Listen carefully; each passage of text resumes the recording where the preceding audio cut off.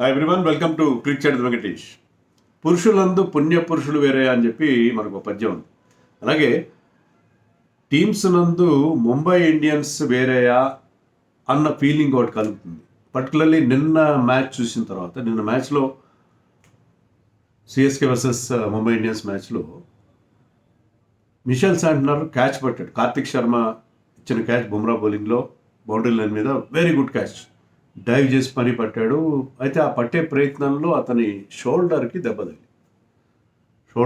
తగిలింది, కింద పడ్డాడు. పడి అతను క్యాచ్ అయితే క్లీన్గా తీసుకున్నాడు, కానీ ఆ ప్రయత్నంలో అతను గాయపడి పెవిలియన్కి వెళ్ళిపోయిన తర్వాత ఈ did not take any further part in the match మనం.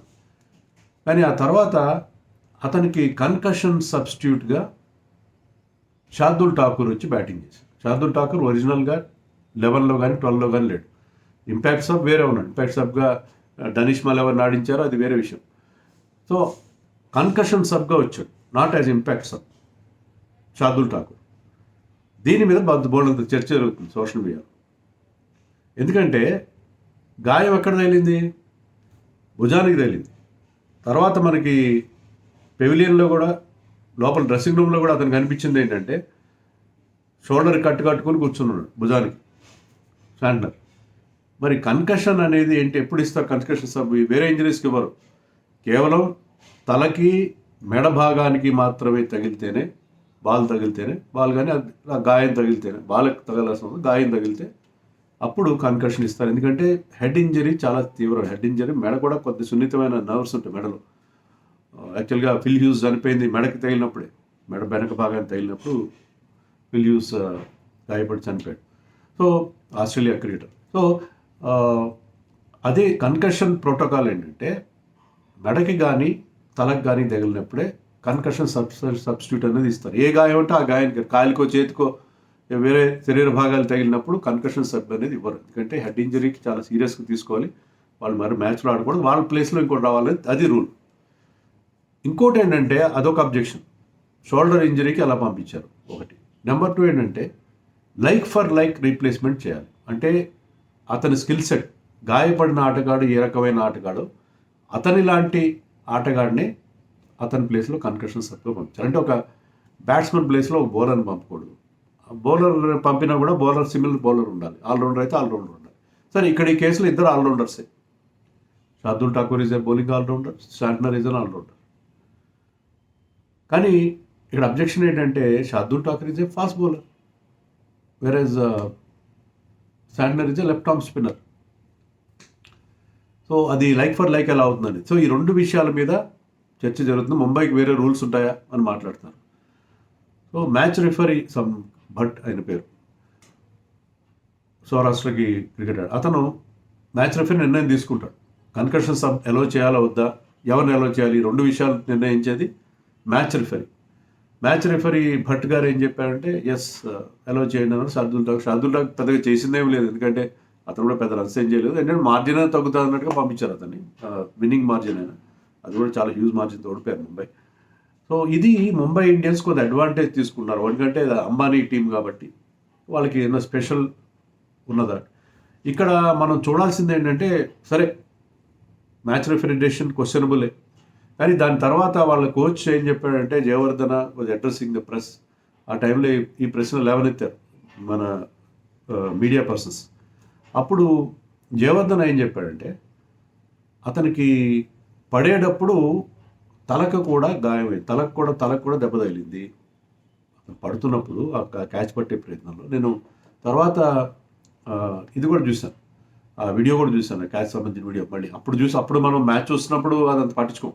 ఇప్పుడు చూస్తే ఏంటంటే అది పడినప్పుడు షోల్డర్ మీద ల్యాండ్ అయ్యాడు, షోల్డర్కి ఎక్కువ ఇంపాక్ట్ ఉంది, తల కూడా నేలకి టచ్ అయింది. దాంట్లో సందేహం లేదు. నేను మళ్ళీ మీకు ట్విట్టర్లో వాటిలో కూడా ఉన్నది, అది చూడండి ఆ విజువల్. తల కూడా లైట్గా టచ్ అయింది. సో అతను వెనక వచ్చిన తర్వాత కొద్దిగా డిజీగా, కొంచెం తల దిమ్ముగా ఉన్నట్టుగా ఫీల్ అవుతున్నాడు, అతను స్టడీగా లేడు. అందుకని మా సబ్స్టిట్యూట్ మాకు కన్కషన్ అంటే, ఇప్పుడు టీమ్ డాక్టర్ ఒక రిపోర్ట్ ఇవ్వాలి, ఆ రిపోర్ట్ ఆధారంగా మ్యాచ్ రిఫరీ నిర్ణయం తీసుకుంటాడు. టీమ్ డాక్టర్ అతనికి హెడ్ ఇంజరీ ఉందని చెప్తేనే ఇస్తారు. సో హెడ్ ఇంజరీ ఉంది కాబట్టి మేము తీసుకున్నాము, అంతేగాని shoulder injury main injury. But తల కూడా దెబ్బ తగిలింది, తలకు కూడా ఇంపాక్ట్ ఉంది. ఒకవేళ తలకి దెబ్బ తగలకపోయినా కూడా, రూల్ ఏంటంటే తలకి దెబ్బ తగలకపోయినా కూడా ఒకసారి ఏంటో ఒక హెవీ ఫాల్ అవుతుంది, గట్టిగా పడుతుంది. ఇంపాక్ట్ వల్ల మెదడులో కూడా కొంచెం నర్వస్ సిస్టమ్ కూడా కొంచెం ఇంపాక్ట్ కలుగుతుంది. అలా కొన్నప్పుడు కూడా ఇవ్వచ్చు. సో రూల్ పొజిషన్ అయితే ఉన్నది, కానీ ఇక్కడ డౌట్ వస్తుంది, ఎందుకంటే ముంబై వేసరికి డౌట్ వస్తుంది. అలాగే షార్దుల్ ఠాకూర్ని ఇవ్వడం కరెక్టేనా?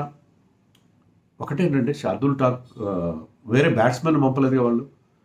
Shardul Thakur is a bowler who can bat. So బ్యాట్స్మెనే పంపారు.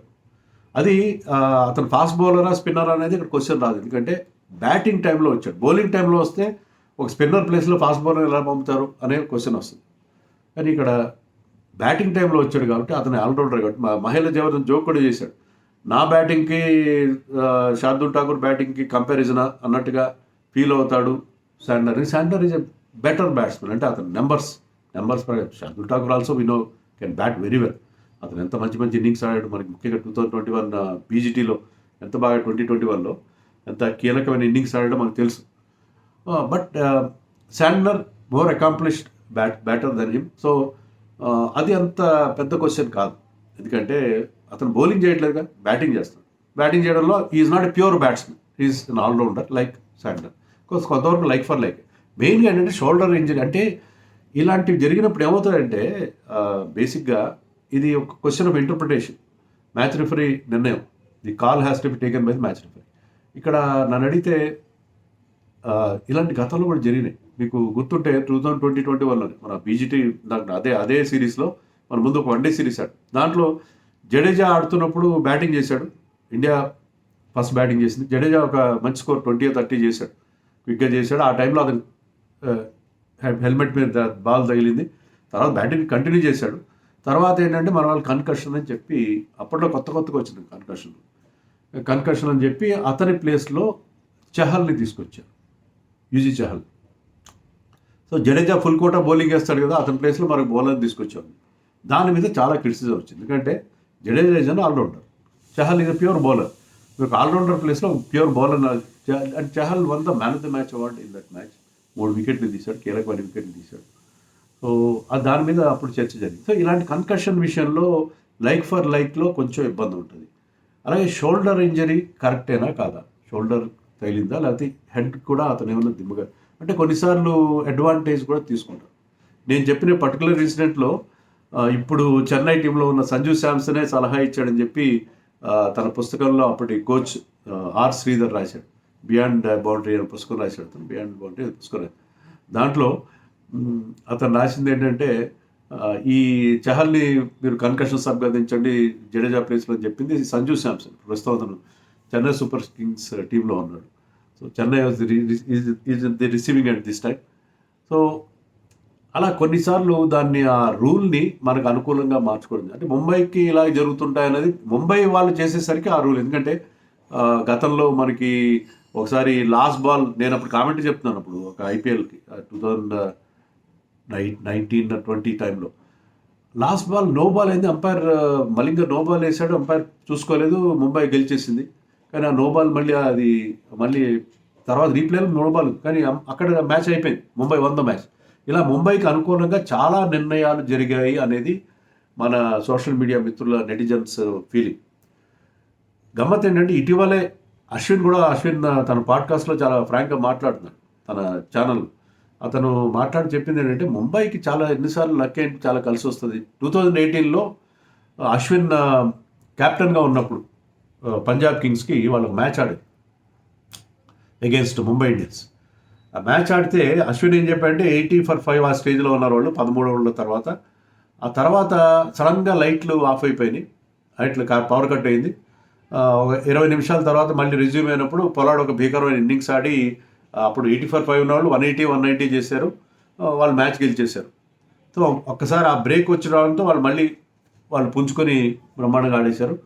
ముంబైకి ఎందుకు ఇలా జరుగుతుంటాయి, ముంబైకి అలా చాలాసార్లు జరుగుతుంటాయి, ఆ లక్ ఎలా వస్తుందో ఫైండ్ అవుట్ చేయాలి అన్నట్టుగా కొంచెం వ్యంగ్యంగా ముంబైకే మాత్రమే ఇలాంటి లక్ వస్తుంటుందని చెప్పి నేను మ్యాచ్ స్కోర్ బోర్డ్ కూడా చూశాను.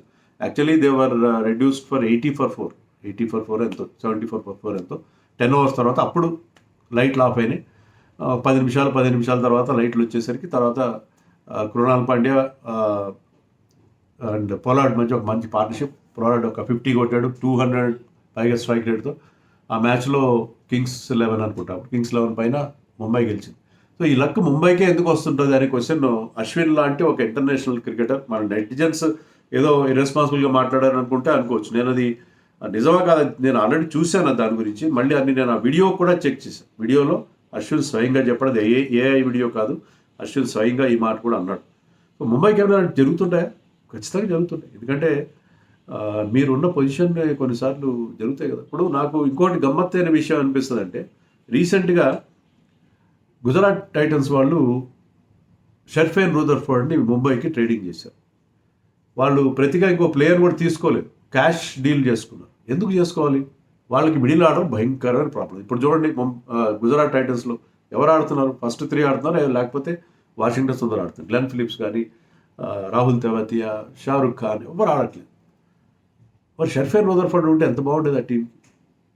ఇప్పుడు గ్లెన్ ఫిలిప్స్ ప్లేస్లో ఎవరిని ఆడించుకోవాలి అర్థం కావట్లేదు. షర్ఫేన్ రూదర్ఫోర్డ్ ఎందుకు వదులుకున్నారు? అప్పటికే అతను వదలగొడుతున్నాడు వేరే లీగ్స్లో. అలాంటి ప్లేయర్ని ముంబై కూడా వచ్చి ముంబై బ్రహ్మాండంగా ఆడుతున్నాడు. ఎందుకు ఇవ్వాల్సి వచ్చింది? Where was the need? అది నా ప్రశ్న. ట్రేడింగ్ ఇవ్వాల్సి అంతా అతను బాగా ఆడట్లేదు. బాగా ఆడతాడు అతను. Is very good. మీకు ఫారిన్ ప్లేయర్స్లో down the order, late middle ఆర్డర్లో ఆడే ప్లేయర్స్లో అతను బ్రహ్మాండమైన స్ట్రైక్ రేట్తో బిగ్ హిట్స్ కొట్టగల ప్లేయర్. అతను వదిలేసుకున్నాడు. అంటే ముంబై వాళ్ళు అడిగితే ఇవ్వకుండా ఉండదు. అంతకుముందు వాళ్ళు క్యాప్టెన్ని ఇచ్చారు. వాళ్ళు ఒక సీజన్లో, ఫస్ట్ సీజన్లో వాళ్ళకి టైటిల్ గెలిపించి నెక్స్ట్ సీజన్లో ఫైనల్ తీసుకెళ్ళిన హార్దిక్ పాండ్యాని కూడా క్యాష్ డీల్లో వాళ్ళు వదిలేసుకున్నారు గుజరాత్ టైటన్స్. ఎందుకంటే ముంబై వాళ్ళు అడిగితే, ముంబై ఇండియన్స్ అడిగితే, మమ్మాని టీం అడిగితే వదిలి ఇచ్చారు. ఇది చాలా ఆశ్చర్యంగా ఉంటుంది ఈ డీల్స్. మార్కండేని ఇచ్చేసారు ఇంకో టీం వాళ్ళు. సో ముంబై వాళ్ళు అడిగిందే తడవుగా మీరు చేయలేము. సో కొంచెం ముంబై ఫీలింగ్ ఉన్నట్టుగా ఉంది. I could be wrong. అంటే నాకు వచ్చిన ఫీలింగ్ మీకు చెప్తున్నాను. అంటే ఏదైనా మనకి అంత లెవెల్ ప్లేయింగ్ ఫీల్డ్ ఉన్నారు. మనం అనుకునేది ఏంటంటే అందరికీ ఒకటే రూల్ ఉన్నారు. అందరూ సినిమాలో ఒక డైలాగ్ ఉంటుంది, నేను ఎక్కడ నిలబడితే అక్కడి నుంచి లైన్ స్టార్ట్ అవుతుంది అని చెప్పి ఏదో హీరో చెప్తాడు. అలాగా ముంబై వాళ్ళు అనుకున్నదే జరుగుతుంది. నాకు ఆక్షన్లో కూడా కొన్నిసార్లు అనిపిస్తుంది. స్పెసిఫిక్ ఇన్స్టెన్స్ నేను చెప్పలేకపోతాను. ముంబై వాళ్ళ దగ్గర ఎక్కువ డబ్బులు లేకపోయినా ఒక ప్లేయర్ని వాళ్ళు రీసెంట్గా పోనీ డికాక్ అనుకోండి, డికాక్ బేస్ ప్రైస్లో తీసుకున్నారు. Nobody tried for de Kock. Mumbai వాళ్ళ దగ్గర ఎక్కువ డబ్బులు లేవు. ఎందుకు ట్రై చేయలేదు డికాక్ గురించి? అంటే కొంత వాళ్ళు అనుకున్న వాళ్ళని వాళ్ళు తీసుకుంటారు, మిగతా వాళ్ళు నోరు మెదపకూడదు అన్నట్టుగా వాళ్ళకి కొన్ని స్పెషల్ ప్రిఫరెన్సెస్, స్పెషల్ ట్రీట్మెంట్ ఉందేమన్న ఒక అనుమానం. నేను ఈవెన్ ఈ కన్కషన్ సబ్మిషన్లో కూడా నేను మీకు పొజిషన్ క్లియర్గా చెప్పాను. I could be wrong. We have to give them benefit of doubt. అతనికి తలకు కూడా దెబ్బ తగిలి ఉండొచ్చు. అలాగే లైక్ ఫర్ లైక్గా Shardul Thakur was right because he was not bowling. Fast bowler వచ్చి బౌలింగ్ చేయట్లేదు, బ్యాటింగ్ టైంలో వచ్చాడు. Is an allrounder, is not a pure batsmen. Pure batsmen తీసుకొచ్చి రోహిత్ శర్మ తీసుకొచ్చి ఆడిచ్చారు అనుకోండి, దట్ ఈస్ 100% రాంగ్. ఎందుకంటే శాంట్నర్ కెపాసిటీ క్యాలిబర్ వేరే, రోహిత్ శర్మ క్యాలిబర్ వేరే. సో అది కరెక్ట్గా, అది నేను బెనిఫిట్ ఆఫ్ డౌట్స్గా జనరల్గా మనకి, అంటే ఇవన్నీ నేను గతంలో చెప్పిన అనేక ఇన్సిడెంట్స్ కలిపితే అంటే నాకు అలా అనిపిస్తుంది, ఫీలింగ్ కలుగుతుంది. అలా ఉండకూడదు కదా, అలా ఉండకూడదు. అందరికీ సమానమైన రూల్స్ ఉండాలి, అందరికీ సమానంగా వర్తించాలి. ఏ టీం కాదు, ముంబై కావచ్చు, చెన్నై కావచ్చు, వీళ్ళకి స్పెషల్ రూల్స్. ఈవెన్ ధోనీని అన్క్యాప్ ప్లేయర్ చేయడం కూడా నాకు ఏమాత్రం ఇష్టం. అంటే అది కేవలం సిఎస్కేకి బెనిఫిట్ చేయడం కోసమే కాదు అది చేసింది. ఎందుకంటే ధోని ఆడుతున్నాడు అంటే మనం చూస్తున్నాం కదా, నేను ముంబైలో చూసాం, అంతకుముందు హైదరాబాద్లో చూసాం. ఆరెంజ్ షర్ట్స్ మధ్యలో బోల్డన్ని ఎల్లో షర్ట్స్ కనిపించింది. ముంబై ఎప్పుడు సీ ఆఫ్ బ్లూ ఉంటుంది, దాంట్లో ఎన్నో ఎల్లో షర్ట్స్ కనిపించింది. అంటే అది even IPL governing council also wanted Dhoni to play. Dhoni ఆడాలంటే అన్క్యాప్ ప్లేయర్ ఆడాలి. అది వాళ్ళ కోసం అని కాదు, ఈవెన్ లీగ్ కమర్షియల్ కన్సిడరేషన్తో వాళ్ళు చేశారు. అది కూడా తప్పే. అన్క్యాప్ ప్లేయర్ ఏంటి, ధోని ఏంటి అన్క్యాప్ ప్లేయర్ ఏంటి? ధోని అన్క్యాప్ ప్లేయర్ 5 లక్షల్లో తీసుకోవడం ఏంటి? దట్ ఈస్ 5 లక్షలు ఏదో ఆ అమౌంట్లో దట్ ఈస్ నాట్ డన్ కదా, నాకు అనిపించింది. సో ఇది బేసిక్గా నాకున్న అబ్జెక్షన్. లెవెల్ ప్లేయింగ్ ఫీల్డ్, అందరికీ సమానమైన రూల్స్ ఉండాలి అని నా అభిప్రాయం. మరి దీని గురించి, ఎంటైర్ వెబ్సైట్ గురించి మీరేమనుకుంటారో కామెంట్స్లో చెప్పండి.